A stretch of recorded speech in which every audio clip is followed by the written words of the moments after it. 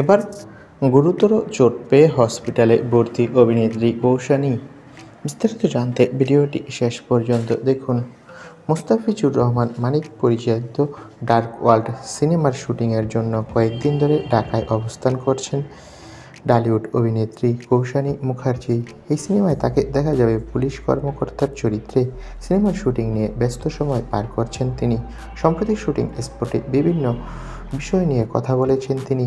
এই সিনেমায় তার অভিনীত চরিত্র সম্পর্কে জানতে চাইলে কৌশানী বলেন, সবার জীবনে কিছু অজানা গল্প থাকে, যেটা বাইরের কেউ জানতে পারে না। এই সিনেমাটি তেমনই একটি চরিত্রে অভিনয় করেছি। সাধারণ দর্শকরা আমাকে রোমান্টিক চরিত্রে দেখতে অভ্যস্ত, কিন্তু এই সিনেমাটা আমাকে ভিন্নভাবে পাবেন দর্শকরা।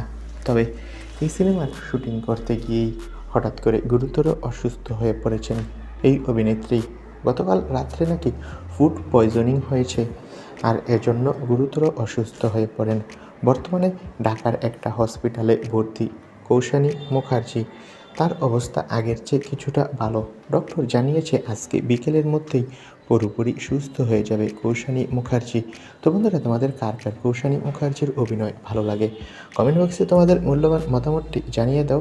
আর সকল তারকাদের আপডেট নিউজ পেতে আমাদের চ্যানেলটি সাবস্ক্রাইব করে রাখো। ধন্যবাদ।